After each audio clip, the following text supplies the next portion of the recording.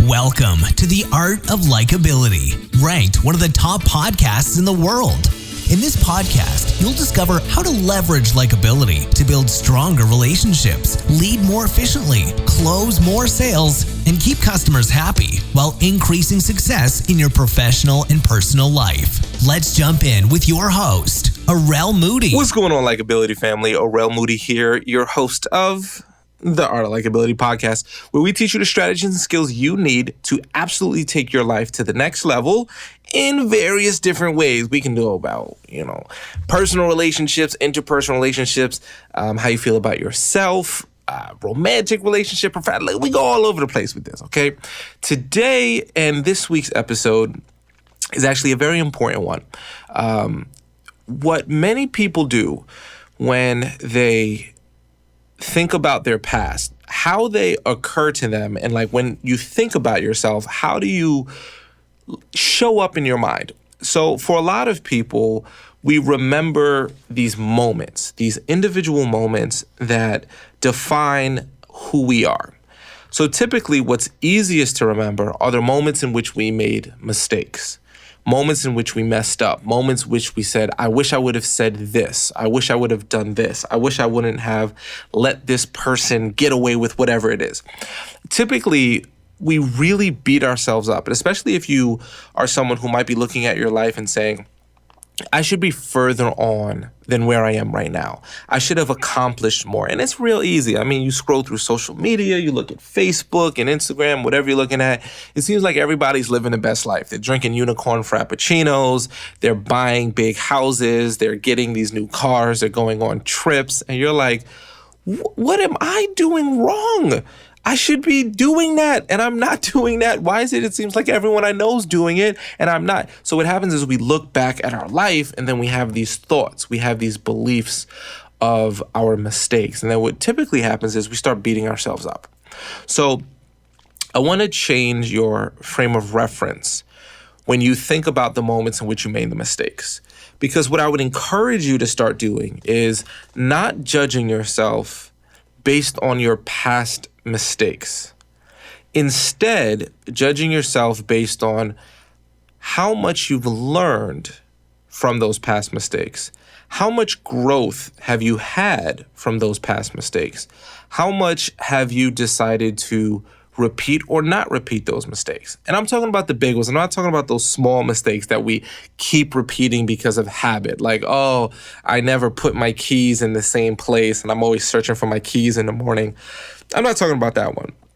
I'm talking about, like, if I were to ask you, and just, bear with me and go with me for this particular one, because it'll be important if you can think of a specificity of an example, okay? What is a moment, what is a memory in which when you think about it, you feel like, man, I really messed up. I didn't do this. I lost this. I lost this person, lost this job, lost this opportunity, whatever. Think of something where you might go into your memory banks and beat yourself up, okay? So this is important. I want you to think about it, okay? Because we're going to reframe it so it doesn't feel so bad, okay? You got to get one, though. Do you got one? If you don't have one, this is not going to work, okay? I don't want you to just listen to my voice and be like, oh, that's hot. He's speaking words. I got eardrums that listen. No, I want you to play along with me. So do you got one? Okay? Feel free to pause the podcast if you need to really think of one. So pause it now. Come on back to me, okay? So when you have this in your head, I want you to start asking yourself this memory that you beat yourself up of. I should have done this. I could have done this. This is bad. I really regret lying. I really regret stealing. I really regret, whatever it is. You use a certain phrase, okay? So there's a few things that I want you to do. The first thing I want you to do is ask yourself, well, how much have you learned from that? How much have you grown as a person because of it? Many times what I tend to find is that the areas where we make our biggest mistakes, the areas in which we mess up the most, are typically also the areas we have the most growth. So I want you to remember that. The areas and the mistakes that we make that were the most are typically the areas we have the biggest growth. So if you had to think about maybe that bad relationship you were in, or whatever it is you're thinking of, ask yourself, how much did you grow because of it? How much did you learn? How much did you realize you won't repeat that same big mistake again, a big mistake. So typically, what you'll see if you look into your life, those areas that caused you the most pain when you think about that mistake are also the places where you had the most growth. I would encourage you, when you reflect back on yourself, when you reflect back on these moments, you reflect on the area of growth, not just the mistake. Because if you focus on the mistake and what went wrong, like you'll kill yourself and you'll always live in this forever doomed place. The good news is any mistake that you've ever made, you can literally start learning from it and growing from it today. So if you thought of something and you said, Aurel, but dude, I didn't really grow from it. I didn't learn from it, or I made that mistake again, whatever it might be. Well, now you can do something about it. You can start saying, okay, what actions can I take to learn, to not repeat, to grow from it? And if you actually look at those mistakes that you've defined yourself as being not good enough or behind or whatever, and you look at how it's actually helped in your personal growth process, you'll start realizing that it was actually somewhat beautiful, something you probably never want to repeat, but beautiful in the growth that you got from it. So what I want you to do is spend some time to think about what that growth is. Now, I'm going to help you out as well. Don't use the word should when you are talking about this. Now, here's what I mean by that. It's very easy to say, I should have spoke up. I should have said something. I should have left earlier, right? The more you use the word should, the more you actually cause stress, anxiety, and pain. It's a word that kind of causes almost a visceral reaction of, I'm so frustrated with myself. I should have done this, blah, blah, blah, blah, right? You get upset about it. Instead, I want you to say the word, I wish. I wish I would have done that. I wish I would have done this. I wish I would have said that. It changes the way it feels. Give it a try. Like, think about something that you say, I should have done in your past. Like, I should have, whatever is your thing, right? Oh, I should have ended that relationship sooner, or I should have, asked for the raise. And then see how you feel when you say it. And then say, man, I wish I would have asked for the raise. I wish I would have left that relationship earlier. It feels different. So you actually notice that there's a lot of pain that comes up when you do the should phrase. So I'd ask yourself to do me a favor and do yourself a favor. Don't should all over yourself, okay? It's not good luck for you. So again, what I want you to take from this week is this is going to help you like yourself significantly more. Because many times when we look at our life, we look at these past mistakes. And the thing about the past, which is true, you can't go into the past and change them. So you have to live with them. So what I encourage you to do, instead of just focusing on that past mistake, focus on where you grow. What did you learn? What did you take from it? Now, again, if you are someone who feels like you're not in a place where you grew the way you wanted to, or you learned to, or for you, it's just a bad thing. It's like nothing good came from it. It was just bad. This is your moment where you can create growth from it. Every situation has the opportunity to be good. Every opportunity has the opportunity to be learned from. Now, it may not feel like it in the moment. There are horrible things that happen, and I'm sure, there may be something that doesn't fall into this category, okay? But more often than not, it does. And what that means is sometimes you have to look for it. Sometimes things happen and they won't make sense until 5 years in the future. If you're going through something right now, you may be saying there's nothing good about it, but sometimes you need time and you need space. There's things that have happened to me in my life that I would have said, I never would have thought there was anything good about it. I remember when I was very young, like 4th grade, right? In 4th grade, I got beat up by this kid. So there was this kid that came into my neighborhood, and I guess to make a name for himself, he thought beating me up would be a good idea. And I wasn't really a violent kid, and I really didn't even want to fight the kid. So he beat me up, and then a lot of bad things happened. At the time, I thought they were really bad, right? Specifically someone who was like my best friend. This kid, we were hand in hand. Wherever I went, he went. Wherever he went, I went. All of a sudden, he didn't want to be my friend anymore. And it really hurt because I was like, man, this dude was like my best friend. And now I'm like a punk or a loser because I got beat up in 4th grade. And now my best friend doesn't want to be my friend anymore. And then I lost other friends as well. And it really was painful. And I remember thinking about it when I was going through it, like as through a fourth grader's mind and a fifth grader and a sixth grader's mind. Like, man, this sucks. Like, I can't believe, these people are so mean. These people hate me. Like, and I thought that was like, man, I say things like I should have, fought more. I should have fought. Like I would have kept those friends if I would have fought, and I didn't fight. And I just let myself lose. So it's interesting how time progresses, right? So I don't know how old you are in the fourth grade. Like, let's say you're 10, I don't know, right?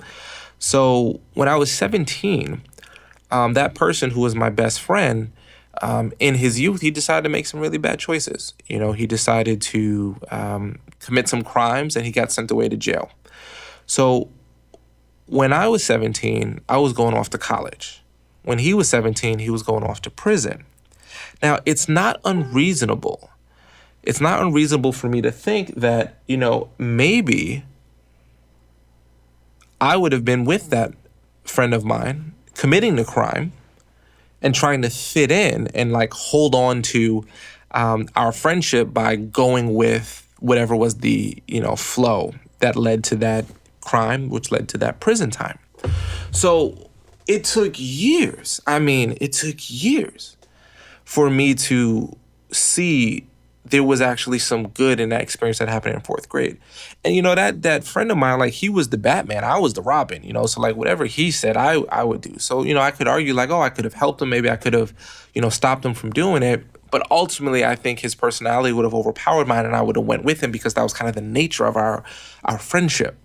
So when I look back at that moment, I realized, it took maybe 7-8 years for that experience to have been good, right? Now, it wasn't good for my friend, obviously. But for me, like, I'm very glad I didn't go to prison. And I want to do my best, I'm knocking on wood here, to not ever go to prison. Like, I'm trying to keep it up and up, right? So for me, when I look back at that moment where I lost that fight and I lost my friends and I went through a lot of social challenges, I can look back at it now and say, well, what was the growth from it? One, I think there was some good that came from it because, again, of the whole going to college, not jail thing. But then the growth that I have from it, I experienced a lot of growth. I experienced being able to realize that, like, hey, I had a lot of people that I thought were my friends. They weren't my friend. And I felt like it's because I had nothing to add, nothing like, so if I could get beat up and then I could lose my friends over that, well, I wasn't really, adding much value. I wasn't really, I didn't really have much significance. So it's actually interesting. Because of that experience, I worked really hard to build skill sets, to build knowledge, to build experiences so that, if I ever did experience people saying, oh, Rel, like, we don't want to be your friend anymore, like, it would be their loss. Like, because I would have so much that I built up and so many people in my relationship that I had, it would be okay. So it actually put me almost on this journey that maybe I wouldn't have gone on before to learn skills, to become significant and build it over a period of time. And at the time, I couldn't have told you I realized that. But when I look back at my life, I see how all these things played out. So that one experience that felt like at the time, for sure, the worst thing, actually probably led to a lot of great things. And I can tell you what, I'd rather be much cooler as an adult than be a cool fourth grader, right? So I didn't fit in much when I was in fourth grade, but I do all right now. And maybe that's even what drove this podcast. Maybe the podcast wouldn't be happening if I didn't have to learn all of these skills to just kind of get day to day. But I can tell you, if you actually spend some time to think about those moments that really crush you, those moments that really make you feel like you made some bad choices and you made mistakes and you did things wrong or bad things happened to you, and you change your perspective from not just that moment, but the after effects of it, the growth of it, you might actually see that it was actually a great gift. And if you start seeing these things as gifts, it starts changing the way you feel about yourself. If you start changing the way you feel about yourself, your confidence level grows. When your confidence level grows, you'll start doing and saying and being a human that maybe you only dreamed about. It's an internal journey. It absolutely is. So I encourage you to take this journey this week. I encourage you to have in your forefront of your mind, what are the things that are challenging to you from your memory? And how do you switch them by focusing on the growth? Okay, I think you'll have a lot of great experiences and you'll see yourself differently. And that's what this podcast is about. We're really about making sure you can take your life and make it an incredible life by how you see yourself, how you see others, and how you have others see you. Okay, so I want to make sure that you do that. But listen, listening to me talk about this isn't going to impact your life. This information is not going to help you. The implementation of this information absolutely is going to impact your life in a positive way. So I encourage you to do this. I encourage you to use it. I want to be doing some cool stuff. I want to hear more from you. Do me a favor, shoot me an email, info@artoflikability.com. Again, that's info@artoflikability.com. Let me know about some topics that you'd like to hear discussed on the show. Okay, shoot an email. Just let me know, hey, I'm a listener. I'd love to see you cover this. If you go to our website, artoflikability.com, you can sign up for our email list. We'll give you a free report immediately on how to increase your likability right now. And there's a form on our website where you can submit questions, show ideas that you can get your question potentially answered on the show. So I want to hear from you. If there's any area of your life you're like, I don't know what to do, submit it. If you want to do it anonymously, you can do it anonymously so you don't get like shouted out like if you're feeling it, or if you want to leave your name, I'd love to hear from you. Okay? So go ahead and do that. Make sure you connect with me on social media at Arel Moody, ARELMOODIE. And if you've not subscribed yet to this podcast and somehow you just got here, please subscribe. Leave that 5-star review. If you are listening to us on iTunes or Stitcher or iHeartRadio or wherever you're listening to us, go ahead and leave a 5-star review. Leave your thoughts because it really does help way more than you know. And if you get some value out of this content, I hope that you could do me a solid and leave that review. Okay, I'm out of here, y'all. Sending you a big old high five. You are awesome. Psh. Thanks for listening. Make sure to subscribe to our podcast, The Art of Likability, and reach out with any questions you have. Until next time, remember, my friend, you are awesome.